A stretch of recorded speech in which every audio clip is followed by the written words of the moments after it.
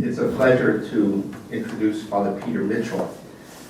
For 9 years, I was a professor of theology at St. Charles Borromeo Seminary in Philadelphia.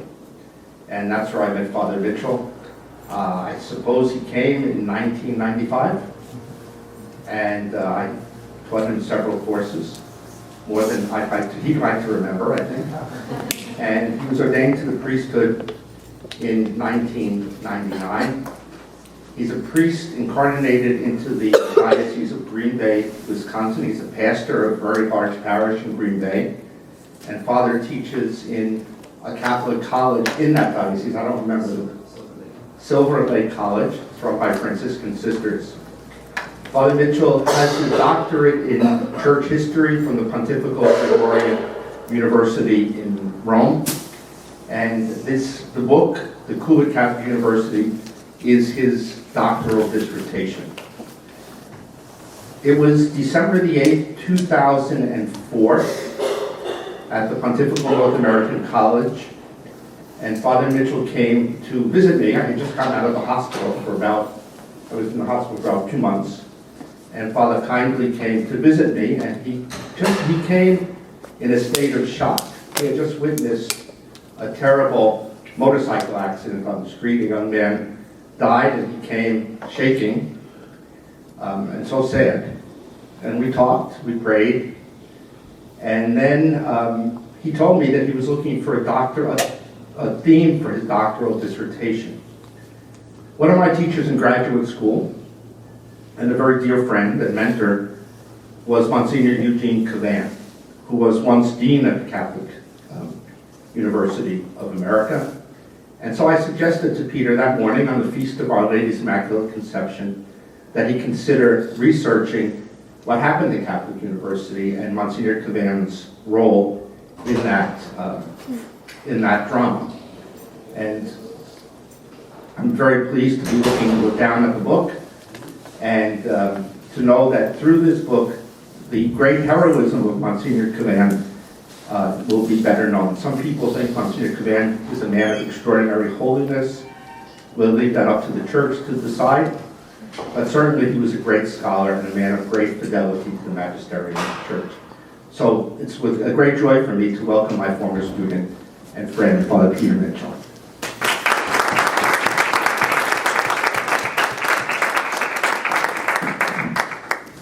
Okay, thank you for coming. I put the outlines that I left there somewhere in the back entrance. I hope you all got a copy just to kind of help you follow along as we go through a great story. I love history because it's a story. I hope that, I always tell kids, and like, how was history class? Oh, it was boring, and I really like to just make it a story and to really draw people into what, I guess people say, how did I write the book? So why did I write this book? I grew up and had this experience of the church. I'm a child of the 70s, and I came of age in the 90s, and you'd go to Mass, and the priest would say something that wasn't what the church taught. And then I had friends who went to Catholic college X, Y, or Z, and they went to theology class, and the professor taught things that was not what the Catholic Church taught. And it just seemed weird to me. Maybe I'm really dumb, but it seems like if you go to a Catholic Mass, the priest should teach the Catholic faith. And if you go to a Catholic college and take a theology class that's being paid for by grandma who put money in the Catholic college collection, that Johnny should come out a better Catholic, not a worse Catholic. But that's what I found happening to my peers. A lot of them, they lost their faith at Catholic college, wherever it was. And so that question, why? It's interesting because that question fascinated me. Going through the seminary, had the same experience in different seminaries. Father X, who taught me whatever class, some might be in accord with the church's teaching, but others are not. And I really wanted to know why. So it was my curiosity, I guess, that led me down this road in doing my doctoral work in church history. All roads kept leading back to the pivotal moment of the encyclical Humanae Vitae in 1968 and the teaching of Pope Paul VI in that encyclical letter. But what I began to find out that there was obviously, things happened before that. Humanae Vitae didn't happen in a vacuum. There was a whole cultural context that was there. There was a context within the church. And thanks to the really extraordinary work. Monsignor Cavan, who was at Catholic U, had a sense that what was going on there was influential for much of future American Catholicism. He documented everything going on there by cutting out newspaper clippings, by writing down things that happened, by interviewing people, by saving letters that were written. And so he provided for me an incredible personal archives of the late 1960s at Catholic U. Then I was very blessed to be given access to the archives of Cardinal Kroll, which remain closed. I really think I had a guardian angel or two watching over me, that I got permission from the Archbishop of Philadelphia at the time, Cardinal Regali, to see Cardinal Kroll's papers. And to my knowledge, there's only been one other researcher that's been given permission to them. So I went through and took down everything I could find. That was its own coup right there, getting that. And then Charlie Curran himself has been very, very generous to me in providing me with time, meeting him personally, interviewing with him. Very congenial, very supportive of my research, and we continue to correspond with each other. And he's just very genuinely dedicated to helping scholars do scholarly work. So although I disagree with some of Curran's positions, I found him very helpful to me in helping me get the book written. So I thank him in my preface. And with that, I just want to go through the story of what happened in 1967 at Catholic University, because I find that most people, the average Catholic, whatever that means, has never even heard of this story. So in the spring of 1967, the last week of April, on a Monday morning, Father Charles Curran, who was a professor of the Catholic University School of Theology, a young priest from Rochester, New York, 33 years old, just back from Rome, had been there about 2 years teaching, was called in by the rector to the office and was handed a letter that said, the bishops, the Board of Trustees of Catholic University have decided at the end of this semester your contract is terminated. We don't need you to teach here anymore. Well, Curran demanded an explanation. He said, I have a right to know why I'm being fired. And the rector, on behalf of the bishops and the Catholic University at that time, was run entirely by a Board of Trustees composed of the American bishops. The rector and the bishops said to him, we have no explanation. We don't need to give you any explanation. We're the bishops and you work for us. End of discussion. We have no comment. You're fired. Well, Curran went out and went to the press. He said, this is unjust. This is America. We have the right to academic freedom. I have been falsely mistreated by my employer, by the Catholic bishops. And over the course of the week of April 17th, 1967, basically the entire faculty and student body of Catholic University went on strike, supporting Father Curran's case to be reinstated as a professor. And it really grew from the first day being a few students and the second day being more and more. And by the end of the week, the entire campus was out protesting at the mall outside the Basilica of the Immaculate Conception in Washington, demanding that Father Curran be reinstated. I want to read a couple of quotes of Father Curran to kind of explain, okay, so who was he and what was he teaching? Why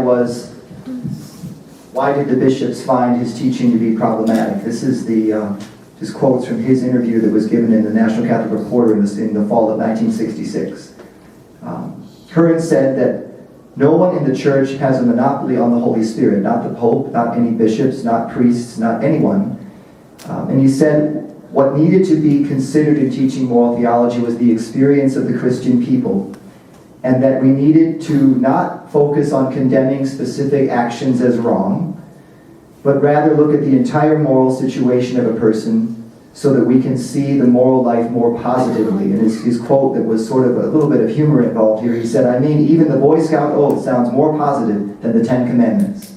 So he wanted to create a teaching of the faith that hopefully focused on the positive more than the negative. And he was very dissatisfied with the way moral theology had been taught in the seminaries up until that time and other places, with a lot of moral proscriptions, forbidding things, and that there was a lot of legalism in the teaching of the Catholic faith. And I think that's a very accurate assessment of what Catholicism was prior to the Second Vatican Council.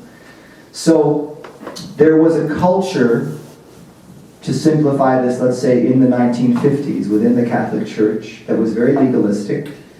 There was a lot of dysfunctional relationship between priests and their bishops in the church, priests being reassigned arbitrarily, faculty being treated very poorly. The faculty at Catholic U, who were the priests, lived in really very primitive conditions with very primitive plumbing and bathrooms and not very good food. And there was all of this sort of frustration with the institutional church that existed at Catholic U on a number of levels. In my book, I go through a lot of the specific aspects of that frustration institutionally at CUA.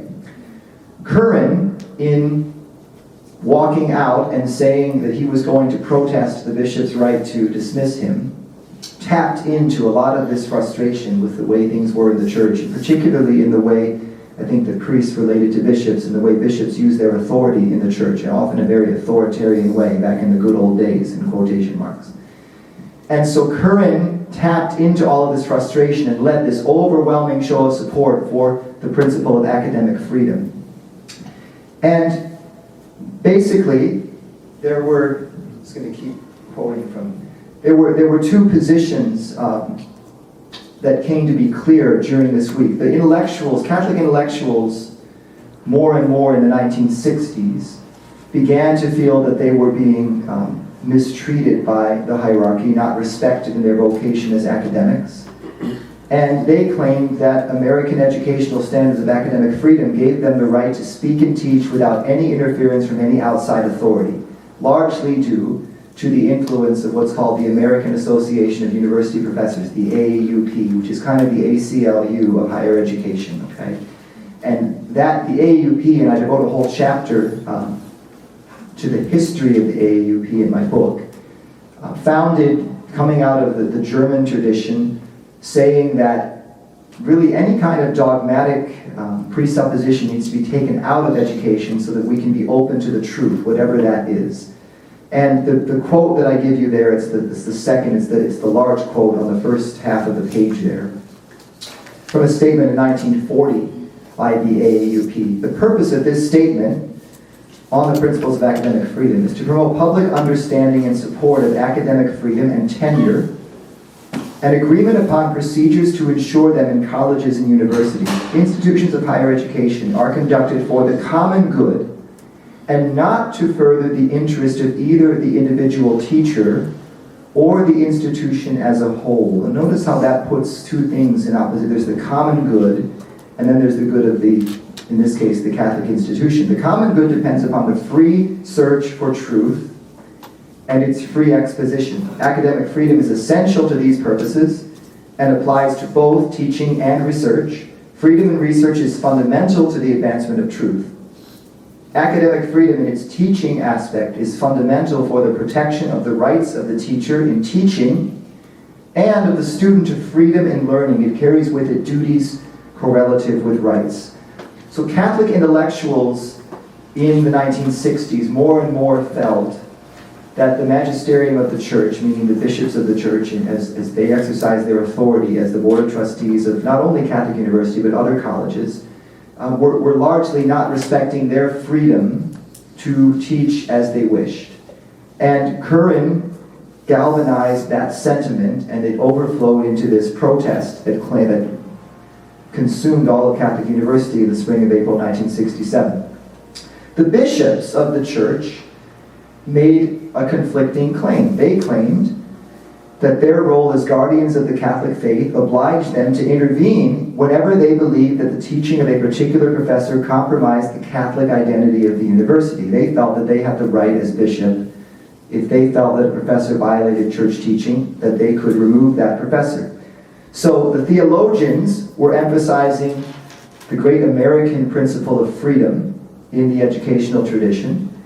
The bishops were emphasizing the principle that Catholic professors need to teach the Catholic faith. And this clash of identity between the tension between being Catholic and American is what I kind of couch the whole book in. There's a fundamental tension between the American tradition, which focuses so much on freedom and liberty and individualism, and then the Catholic principle of obedience to authority, by which we believe the Holy Spirit guides the church through the Pope teaching in communion with the bishops of the church. So that's kind of the two sides that come into conflict in this moment, which then has a dramatic, visual overflow in the spring of 1967 at Catholic University. The New York Times was there, the Washington Post was there, NBC Nightly News was there, interviewing all these people, saying, why can't these old bishops get with the times? It's 1968, okay? It's the era of protest. It's the era of anti-authoritarian sentiment in the culture. And in the second chapter of the book, I go into the role the media played in perception, because the way things are perceived becomes the reality. The media showed these young, congenial priests who were friendly, who were smiling, who were very easy to talk to, who basically said they just wanted to have a conversation. And then you had the bishops who refused comment, who stood there and scowled and looked angry. And that image remains to this day the way the media portrays the Catholic Church. From the coverage of the Synod this month in Rome, to the Pope's visit, it's inevitable. The Catholic Church has these old, out-of-date teachings, and then there's these young people, and there's this whole way that the media has shaped the conversation that in many ways crystallized over this moment of the Curran strike. Not to say that it didn't exist before this, but there's like a flashpoint where something happens. Now, in that tumultuous week, the bishops of the church, so Cardinal O'Boyle, Archbishop O'Boyle, the Archbishop of Washington, the Chancellor of Catholic University, and then Archbishop Kroll, who was also on the Board of Trustees, and Archbishop McIntyre, they all became cardinals the following summer, the Archbishop of Los Angeles and other bishops, doing all of this by telephone in the good old days, right, calling each other up. What are we going to do? We've got a big problem on our hands. And they debated what to do, but long story short, at the end of the week, Cardinal O'Boyle decided to reinstate Father Curran. The Board of Trustees joined behind him. They not only gave him back his professorship, but they gave him tenure. And as you know, in an academic setting, once you have tenure, you're untouchable. And in many ways, what happened a year later at the time of Humane Vitae was only possible because Curran in this moment was given tenure, and having had the fiasco of the strike happen, the bishops saw what a disaster it was from the PR standpoint. They didn't dare touch Charlie Curran a year later when he dissented against the teaching of Humane Vitae. So I learned, first of all, from my research that the real moment when all of this was decided was in 1967. The effects didn't become clear until later. But once Charles Curran was reinstated, it seems to me, hindsight's 20/20, what the bishops did not respect Charles Curran's vocation as an academic professor. That's very clear. The bishops were a bit arrogant in how they acted. And it's fair to say that there was a culture in which they had, in American Catholicism, a bishop was like the king of the corporation. Whatever the bishop wants to transfer you and you're a priest, you went. If the bishop says jump, you jump. These bishops said, we're the bishops and do this. And there was a certain lack of respect for the person that I see in the way bishops treated priests that played into the whole problem and generated a lot of sympathy for Charles Curran. And so in many ways, I'm sympathetic to Curran's frustration with the institutional church as an institution, and that created hard feelings. And in many places, when the encyclical came out in 1968, the way it was presented from the pulpit was, well, the Pope has spoken, and if you're a good Catholic, you will obey the Pope. And there will be bingo tonight after the Mass, and we hope to see you there. And that was the only way it was really in any way publicly addressed from the pulpit by the clergy. I'm oversimplifying that with a little humor, but it really was this case of good Catholics need to obey. That might have worked 40 years earlier, but by the 1960s, as Catholics became more educated, more integrated into the culture, that argument no longer worked. So on April 24th, 1967, Charles Curran said, is that first quote there on my outline, "Today must mark a beginning and not an end. Let us pledge ourselves to that goal." I mean, there was a prophetic statement by Curran in understanding what had been gained in that moment, and that they were able to continue to work for this. Curran was part of a whole generation of theologians coming out of Rome after the Second Vatican Council, who in a very self-conscious way called themselves post-conciliar theologians. Just want to give a couple of examples of what they were teaching. So Robert Hunt, who was also a priest of the CUA School of Theology, spoke at the Catholic Theological Association's meeting that same year of 1967 and said, "The sacred magisterium, which serves a function different from that of theologians, can never, under any circumstances, directly enter Catholic academia. The sacred magisterium as such and per se is simply incompetent in theology as such and per se." So they openly said that the bishop's job was in no way to interfere with their vocation as theologians, that they as theologians comprise their own magisterium of the theologians. And because of the model of the episcopacy that was, again, comes out of the American model of it, the church until the 1950s in this country was a church constantly growing. There were full seminaries, there were many vocations, there was an ethnic parish for every ethnic group you ever heard of on every street in every major city, church after church after church, and they all wanted to outdo each other in building bell towers and schools and orphanages and hospitals. And so to be a bishop was to be a corporate manager of a vast institutional enterprise, and to go out and open hospitals and visit parishes. And the bishops were not trained to be intellectuals, and that was part of the tension. Because in the ancient church, if you think of the great bishops of the ancient church, like Augustine and Ambrose and Athanasius and John Chrysostom, they're the great intellectuals of the early church. But because of the divide that had come to exist between bishops and theologians in the American church of the 20th century, this tension came to, because when bishops tried to intervene in theological matters, the fact was they weren't trained as well as theologians were, and theologians didn't have respect for them in trying to intervene in intellectual matters. And so Curran and his peers very consciously said to the bishops, we'll handle the intellectual stuff here, bishops. You go run the church, and we'll handle the theological debate. And that's what we're going to see happened a year later at the time of the issuance of Humanae Vitae. I'm very happy to take a question while I'm talking. Don't feel like you have to wait till if you'd like to. That's part one. The first part of the book is the story of what's called the Curran controversy in 1967. In the intervening academic year, 1967 to 1968, a lot happened at Catholic University.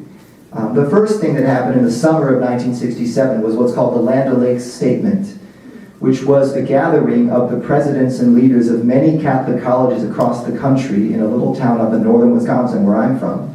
And they met at this beautiful lake house owned by Notre Dame University.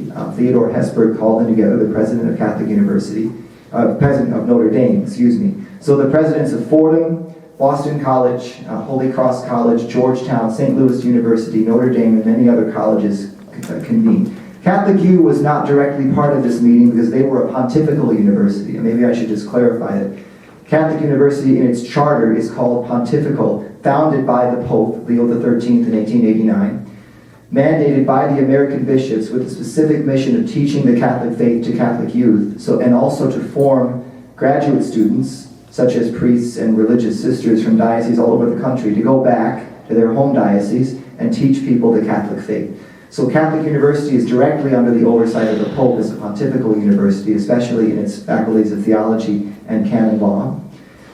And these other colleges then, less directly overseen by the Pope, but still Catholic obviously, gathered to make a statement in which they declared their absolute autonomy from the oversight of the magisterium of the church. So here's the statement there in part 2 now, the first quotation.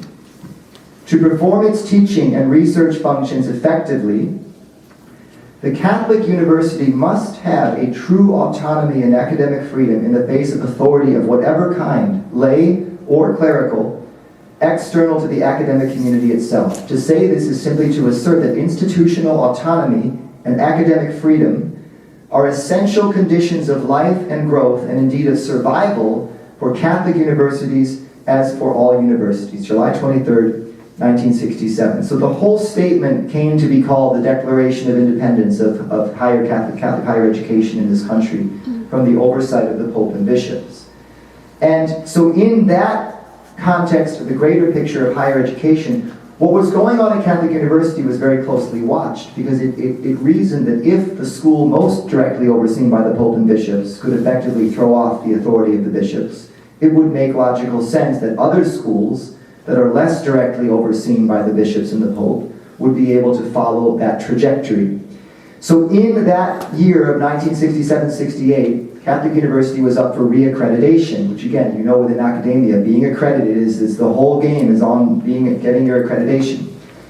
The Middle States Association, which came to evaluate CUA in October of 1967, very aggressively in its evaluation of the school, said that if Catholic University is going to remain relevant, it needs to shed every aspect of its Catholic identity as quickly as possible. That's the only way I can say what they said. You can read the whole statement that Monsignor Curran saved. It said that this is a day when creeds and faith are no longer in vogue, it said. And in order to speak in a relevant way to modern man, schools need to shed their archaic vestigial attachment to dogma and to religious creeds. That was the primary advice CUA was given from its accrediting institution. Here's the quote then that I really felt embodied the whole statement. What is the real meaning, value, validity, and importance of being pontifical in today's America? It is an albatross around the university's neck. So the best thing CUA could do, said the accrediting evaluators, was get rid of the Pope's oversight of the whole enterprise. Then it would be free to pursue the common good, and that was always to pursue truth and the common good and freedom. All of those, those words are hard to object to. Who stands for freedom? Well, we all want freedom. Then how do you define what freedom looks like lived out concretely? So at this critical moment, there was a priest who was the dean of the School of Education at CUA, Monsignor Eugene Curran, a priest of the Sioux City, Iowa diocese. He had served in World War II and had been the professor and dean there since 1961.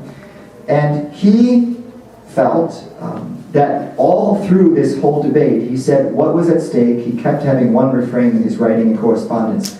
The issue at CUA is the magisterium. The question is, if someone is Catholic, he said, to be a Catholic is to accept that the Holy Spirit speaks through the Pope and bishops when they teach us in union with the successors of the apostles handed down through the tradition from Jesus. And that's what makes a Catholic a Catholic. And one is free to not be Catholic, but if someone is Catholic, this is what they are saying they believe, that the Pope and bishops are the instruments of the Holy Spirit in guiding us to know the truth and to guiding us to freedom.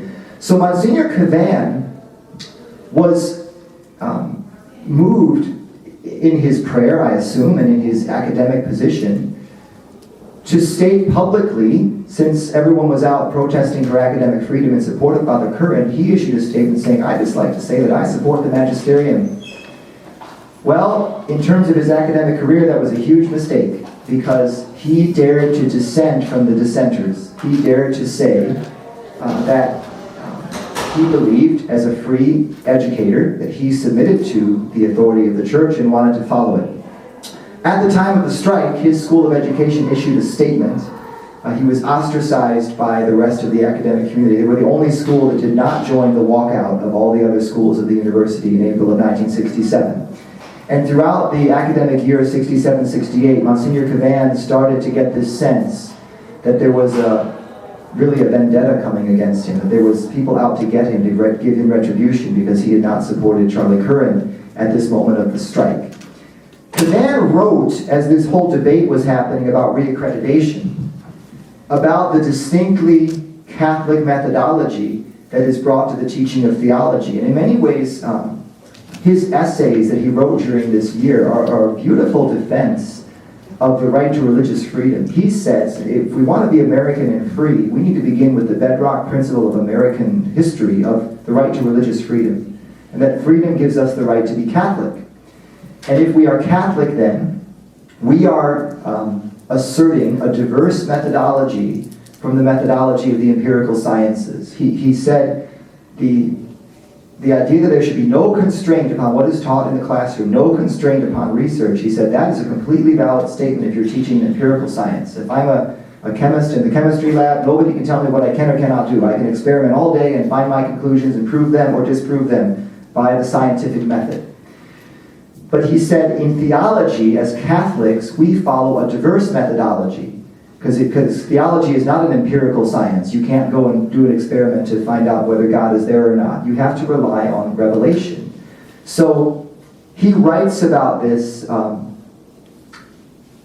The Catholic University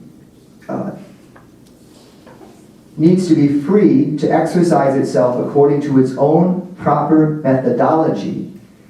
Because it's an institution within the Catholic Church, and in Catholic theology, we begin with the teaching of Scripture, tradition, and the magisterium as the foundation of our faith. Building on that, then, we are free to go in theology to learn.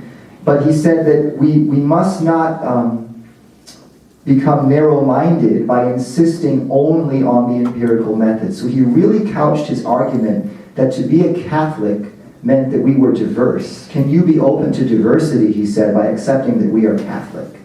And in light of where we've gone in the last 50 years in terms of diversity training and multiculturalism, all of which is what the Catholic faith is at its essence, I really found his rationale to be a brilliant way to argue for the truth of the Catholic faith in a relativistic culture as an expression of diversity. Can you or me or anyone accept the fact that Catholics are professing the Catholic faith? And so in that proclamation, Curran understood that the unique mission of a pontifical university is to be Catholic. So he said a university is not less a university because it's Catholic. It's not less of a university because it's pontifical. It's more so. Just as a Catholic journalist is not less good as a journalist because he's Catholic. Rather, he's more so. He should be a better journalist if he's a Catholic journalist.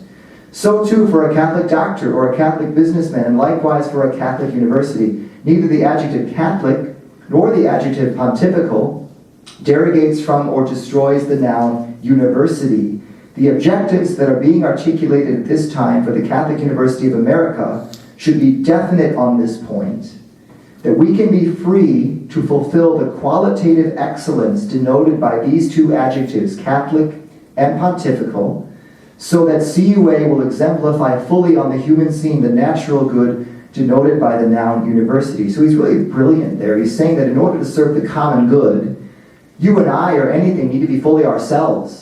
If you want to go make America a better place, be a good nun, sister, okay? If you want to go be a good American, go be a good banker or a good doctor or a good politician or whatever you are. And by becoming a good person yourself, by being fully who you are, you will make the common good. What the AAUP was arguing is for the sake of the common good, you need to take your Catholicism and shove it in the corner and hide it.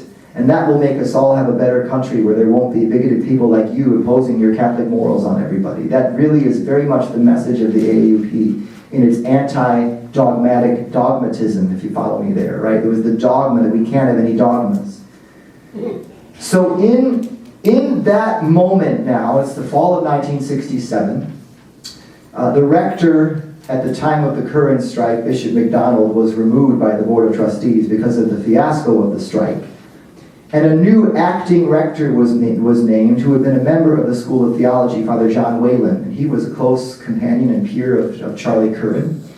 And in his first meeting with the Board of Trustees, one of the typical administrative procedural things was to reappoint all the deans to their position as dean. And he did that for all of the deans except for Dean Curran. He said, I'd like to replace him. And they said, oh, that's interesting. Why? Well, there's been some things said about him that he's not a good administrator, and he asserted that Curran needed to be, even though Curran had been reaffirmed in the vote of the education faculty as dean on both of the two different votes that were taken. I go through all of the details of the story. But basically, Father Whalen, the new acting rector of Catholic University, refused to renew Curran's position as dean. And he asked the board to replace him, to dismiss Curran and replace him with someone else. At this point, the board said, well, we just had a big strike 6 months ago when we replaced somebody without a hearing. Don't you think we ought to have a hearing? Whalen said that won't be necessary, we just need to replace him. And you can go through, it's amazing to see the inconstancy. All of these theology professors who have been out there demonstrating, saying you can't touch somebody without a hearing, when it came time to get rid of Monsignor Curran, said no, there's no hearing necessary because everybody knows he's a bad dean. And the board refused to do what Whalen wanted. The board said, well, we're going to have a hearing. The board called them in and did 3 months of investigations, and it goes through the whole sorts of trumped-up charges against Monsignor Curran. You can read the correspondence. A lot of it's very subjective, saying he's a boring teacher or this kind of thing that you can't really prove. And hopefully you're surviving the boring talk right now. There's a way in which it came very personally against him. Curran wrote a long defense and said he had only ever worked to serve his students, and that he had many students who enjoyed him and he loved teaching. And he said, I really feel this is all coming against me because of the position I took in the faculty strike last spring. At the end of a long 3-month investigation in February of 1968, the Board of Trustees said to the rector, well, we find no wrongdoing in anything that Monsignor Curran, we don't see any of these charges that you bring having any validity. but you are the rector, and the bylaws say that you have the right to name deans, so we put it into your hands whether or not you will rename Father Curran, and the next day Curran was dismissed by the rector. So, long story short, Father Wayland got rid of Monsignor Curran, the Dean of the School of Education. When he was being dismissed in January 1968, this is 6 months before Humane Vitae, the bottom of your first page there, Monsignor Curran wrote, I think, maybe the most powerful letter I've ever read, saying to the bishops, I don't really care if I stay on as dean. I accept your decision as the board here. I'll do whatever you ask of me because I'm obedient to your authority. But he said this, if the plan succeeds to capture this official National Catholic University of the American hierarchy, there will be incalculable future results. The seeds of religious doubt, doctrinal confusion, and outright crisis in faith will be sown over the entire United States through the very schools and colleges operated by and in the name of the church.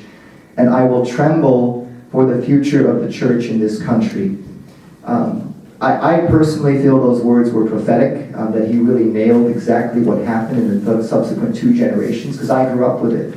I grew up with experiencing this at Catholic schools that I went to, and Catholic friends of mine who don't know their faith at all, who are confused about the faith, who, because bishops send their, and it was even more so the case 50 years ago, if you had a priest in your diocese and you wanted to start a catechetical program in your diocese, you sent that priest to Washington, to Catholic U, to get a degree. And they came back, so religious sisters went in the same way.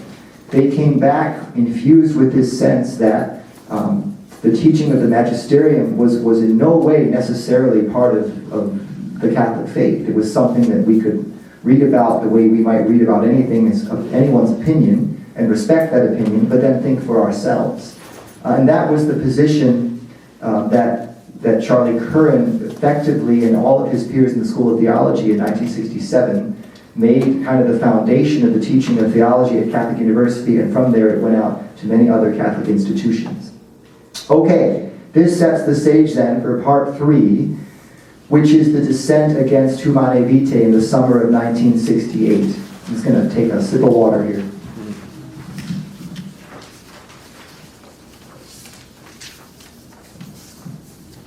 So the last week of July, 1968, Pope Paul VI issued his encyclical letter Humane Vitae, in which he reaffirmed the Church's constant teaching that contraception is destructive of the good of human marriage and therefore never morally permitted. This caused an uproar the same day it came out among Catholic theologians led by the School of Theology at Catholic University. They issued the same day the letter came out a statement of dissent, and I just quote one paragraph here, the first quotation. It is common teaching in the Church that Catholics may dissent from authoritative, non-infallible teachings of the magisterium when sufficient reasons for so doing exist. Therefore, as Roman Catholic theologians, conscious of our duty and our limitations, we conclude that spouses may responsibly decide, according to their conscience, that artificial contraception in some circumstances is permissible and indeed necessary to preserve and foster the values and sacredness of marriage. It is our conviction also that true commitment to the mystery of Christ and the Church requires a candid statement of mind at this time by all Catholic theologians. So when that statement came out at the end of July, basically Curran and his peers in the Catholic Youth School of Theology said that they had a duty to help Catholic people understand that they were not bound by the teaching of the encyclical. They said, if we remain silent, Catholic people will falsely believe that this moral teaching of the Church is authoritative and binding upon them, and it's not, they said. So we are serving the Catholic good by helping people understand that they are not bound in conscience to follow the teaching of the Pope in the encyclical Humane Vitae. 3 weeks later, August 20th, 1968, Cardinal O'Boyle, as Chancellor of the University, called the School of Theology to a meeting at Caldwell Hall, right on campus. And probably the most interesting document I found in the Cardinal Kroll archives is a bound, word-for-word transcript of this 6-hour meeting that happened on August 20th, 1968. And essentially, Cardinal O'Boyle said, this is not a hearing. I just wanted to meet with you respectfully to understand why you wrote the statement of dissent. And basically, each theologian, one by one, in different ways, said to him, well, Your Eminence, very respectful, courteous. It's really impossible to explain our position without months of research, and it would take books and volumes of writing to explain to you why we said what we said. We really cannot tell you in writing why we think this. And I'll give a couple examples of things. It's really, because it's word for word, it doesn't need to really be interpreted. This is what they did. O'Boyle, after going round and round asking them, they all assured him that they were not changing church doctrine. They assured him that they loved the Pope. They assured him that they were completely devoted to the teaching of the church. But then he said, very good, I'd just like you to put in writing for me what your position is on the teaching of Humanae Vitae. And Charles Curran is reading this verbatim. I was wondering, Your Eminence, how superfluous that would be in light of all that has been said today. O'Boyle, Cardinal O'Boyle, I think it would be fruitful because some of you talked without notes. I think it would be fairer if each one of you expressed themselves in writing. He's trying to get them to state their position without ambiguity. Father Robert Hunt, what exactly do you mean, a rationale? O'Boyle, I would like you to state the reason for concurring with these two paragraphs in the encyclical or for not concurring. Could you please just write down why you agree or disagree with the encyclical? Father Hunt, a week is hardly time for a serious, full, amply documented research paper if you want reasons for concurring. The reasons are enormous for some. And he said, another question I would have is if we are to give as theologians a rationale, the reasons we concur or do not concur, to whom would they be addressed? What purpose would it serve? The only person that could evaluate our theological position would be a peer group, namely other theologians. You as a bishop have no right to evaluate our theological teaching. It's that right there says it all. That's the heart of the debate or the dispute, the heart of the fact that really in this church for a long time we've had two parallel teachings of the faith going on. There are people that think that the bishop should be the one in charge and union with the Pope of what is taught. And there are not a small number of professional theologians who say that what the Pope and bishops think or believe has nothing to do with what I'm teaching in my classroom. And that's the way it is across this country. Some people think that's wonderful. Some people think that's fantastic. I put the book out there as a statement of this, how we got here, so that people can understand how it happened and then talk about, is this something that needs to be improved or is it something that we are happy with? And that's, I think, still to be determined in the months and years to come. O'Boyle kept asking them, what I'm asking is very simple, he said. Couldn't you just state in writing why you're dissenting from the encyclical? Father Robert Hunt replied, I think that is a very dangerous request, Your Eminence. As a member of the academic community, it is dangerous. This is a relationship clearly and beautifully established in this meeting between yourself as Chancellor and ourselves as professors, meaning it was just great because all we were doing was talking without any resolution. And he said it would be dangerous to ask us to submit our position to you for any kind of judgment or any kind of interpretation or ruling. Once again, O'Boyle attempted to cut to the heart of the matter. He asked Father Hunt, could you please state simply, Father, what advice would you give as a pastor if a married man came to you and asked if it was permissible to use contraception? Hunt replied, as a pastor, I would encourage the man to follow his own responsibly formed conclusions. So then the cardinal said, well, how would you guide him to form those responsible conclusions? Hunt declared, well, I don't think I would have to write a theological tract under those circumstances, presumably in confession or in a pastoral setting. O'Boyle tried to make his question even more simple. I'm no theologian, but I think you would have to go a little further and tell him how he would form his responsible conclusions. And then a long statement from another priest of the faculty, Father Rufino, who said that we've all spoken out here and we've had a wonderful conversation, and it would take a book to explain your question, Your Eminence. So they really stonewalled him. They said they couldn't possibly answer the meeting, ended inconclusively. 2 weeks later, the Catholic Youth Board of Trustees met in September of '68. 3 of the bishops, Cardinal O'Boyle, Kroll, and McIntyre, made a motion when the meeting started. These professors have violated the profession of faith that they made when they were signed here under contract to teach the Catholic faith. They have openly said they disagree with the teaching of the Pope. Therefore, by their own action, they have terminated their contract. They need to either accept the encyclical or they're fired. At that point, the majority of the bishops in the room, guided by a lot of legal counsel, especially in light of what had happened a year earlier, said that that would not be a prudent decision. It would create a further fiasco, and said that after a lot of debate, what they decided to do was follow the principles of the AAUP, which said that peer judgment has to be the way any professor's teaching is evaluated. And they threw the evaluation of these professors to a faculty board of inquiry, which began its work in September of 1968. So for the whole academic year, 68-69, following the issuance of Humanae Vitae, after this open statement of dissent, the bishops tolerated a position where there was absolutely no defense of the church's teaching being made at the premier university of the Catholic Church in this country, and actually open dissent was being taught in the name of academic freedom while they waited for this board of inquiry to figure out what it decided. In April of 1969, the board of inquiry made its long conclusion, and it concluded, after a lot of wordy explanation, I'll just cut to the end of it, that these professors acted in no way inappropriately in their vocation as professors of theology. However, who did act inappropriately? The bishops of the church acted inappropriately by seeking to oversee the theological teaching of Catholic professors. They said it is not the role of a bishop to in any way interfere in the academic setting. The bishops need to apologize to the professors for having tarnished their reputation by questioning their teaching of the Catholic faith. And that was the finding of the 9 months of inquiry by the Catholic University faculty.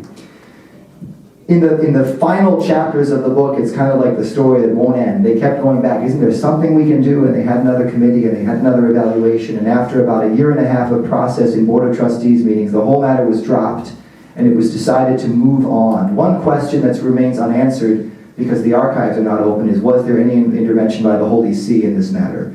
Was Pope Paul VI involved in any way in guiding the bishops as to what to do? At the same time, in Washington, Cardinal O'Boyle had suspended a number of priests who did not accept the teaching of the encyclical. It's a separate but related story. There were a lot of things going on within the church over this issue. I focus in the book just on the story of Catholic youth. I want to read a letter, though, from a little old lady. Because like people always talk about the Holy Spirit speaking through the laity. So here's the laity. Here's what they had to say. Very, very interesting. Go through Cardinal Kroll's archives had dozens of letters written by people to him at this time saying, you know, I put $20 in the collection every year for Catholic University. What's going on at that university? Why is this happening? Can't you do something about it? You're the bishop, kind of letters. Here's what Catherine O'Connor from Rockville, Maryland wrote Cardinal Kroll on April 19, 1969. Dear Cardinal Kroll, Your Eminence, what consideration was given to the commitment of parents who have enrolled their children in a Catholic school with the natural understanding that they will be given a Catholic teaching?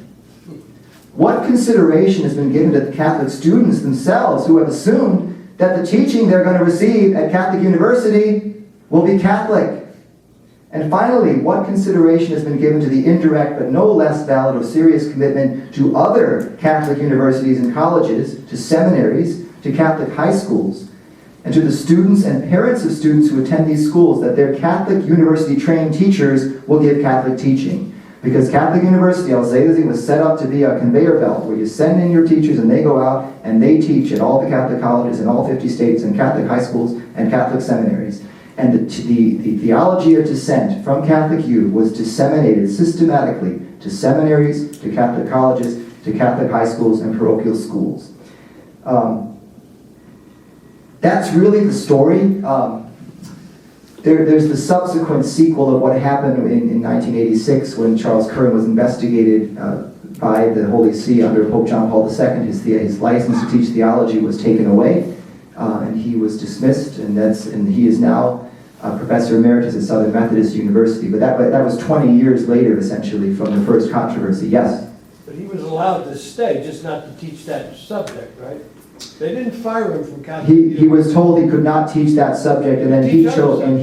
Had tenure. Yes. He could have stayed. Yes, that's correct. He chose to leave himself. And he chose to leave so because... it wasn't the university. Right, and he sued Catholic University in the civil court of the District of Columbia for wrongful termination. And the civil court found in favor of CUA because of the right to religious freedom. They said that you have the right to expect a Catholic professor to teach the Catholic faith.